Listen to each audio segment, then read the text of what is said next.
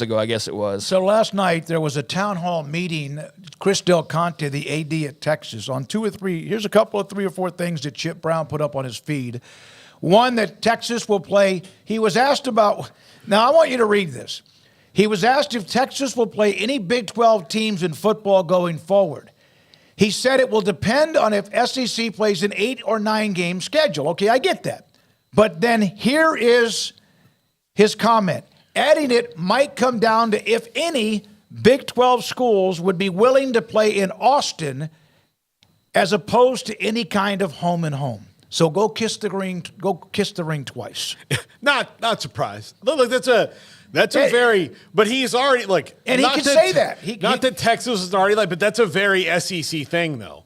That's exactly right. Yep. There's a lot of schools that do that. Like, hey, let's call up Kentucky and see if they want to play. And they're like, we'll play one. You know, we got one opening. And like, when do you want to do the return trip? How about 17 years from now? Yeah. You know, like that's kind of how it goes. And I like Florida has been that for a long time. Like they would not do.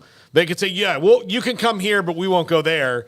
And part of it is because they don't like going to a lot of these places. If you have 108,000 seat stadium, there's only a handful of people that do that. Yeah, but like that have 100,000. But like more. Michigan, Ohio State are kind of the same way. Right. Like I can see they that. have the 108,000 seat stadium. They're like, well, we don't want to go and take a gate that's 50,000 seats maximum because then we're taking. In their mind, they're taking a loss, even though, you know. Yeah, just like forever and ever, they had that late terrible non-conference game sometime in November, and it was just basically, okay, well, they're playing Georgia Southern or whoever it might be. All right, so Kyle Field, 102, Tiger Stadium, 102, Neyland, 101, DKR, 100, Bryant-Denny, 100, Sanford in Georgia, 92. So there's a handful of schools that are 92 or more that they're going to be in the same conference with. So why are you going to go to Waco in front of 35,000 people if you don't have to? Now, I understand you might do that for historical purposes, and that Texas schools might be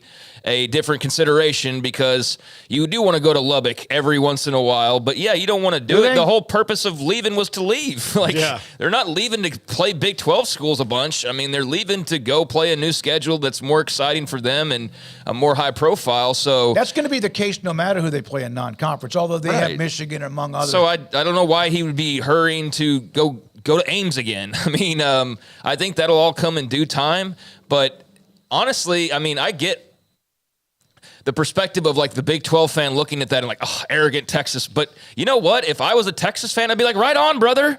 Yeah, I don't want to go to those other places if we don't have to, if we don't have to do it on a regular basis. Yeah, I want to do something new and check out these new places. And look, if there's an opportunity to play TCU or play Baylor or play Texas Tech, I think that will all come in time.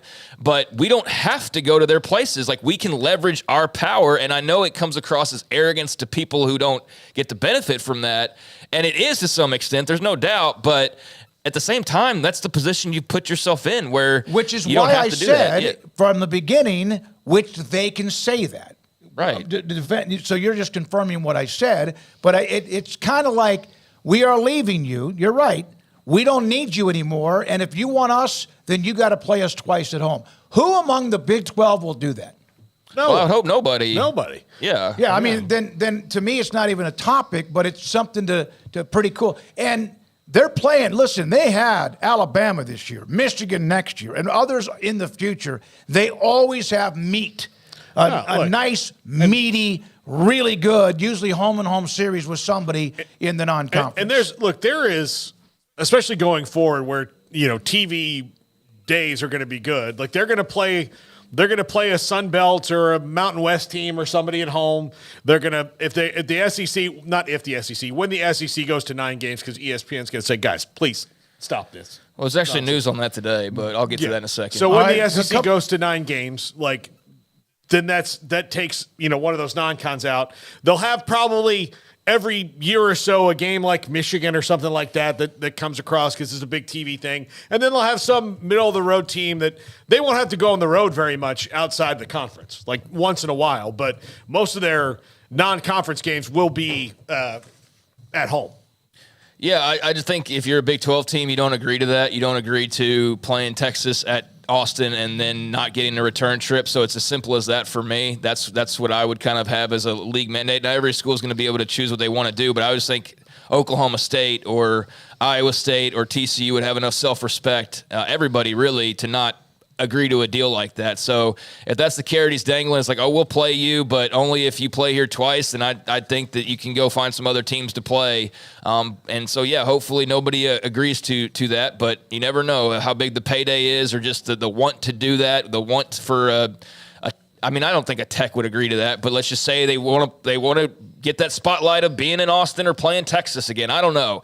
I would just hope that that's not something that anybody caves to, because, I mean, you're at least getting – I mean, if you're going to play 2 in Austin, you better be playing 1 somewhere on the road. I mean, I'm not doing a 2-0 type of an agreement, but a 2-1, I could see some teams potentially agreeing to something like that to bring Texas to their stadium one time, especially if there's some historical aspects to it. But, yeah, I think that is going to take some time to play out, just the whole Big 12 and playing Texas and Oklahoma. And I'm interested to see how that works, because, I mean, there's bridges that are burned a little bit, but it's not like you can't repair them in some way, shape, or form. They have Michigan, Ohio State, then Michigan over the next 4 years. They always play an alpha most every year, and then they'll play like UL Monroe or someone like that.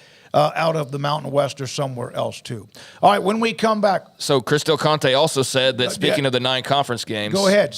Put that up there, Garrett, the one about the 9 conference games. Go ahead, Craig. That the 2026 season would likely be when the SEC starts to play the 2026 season, I guess, is when Texas, or he mentioned that Texas would probably play, or SEC would have a 9-game conference schedule. Was basically what the message was at that same talk.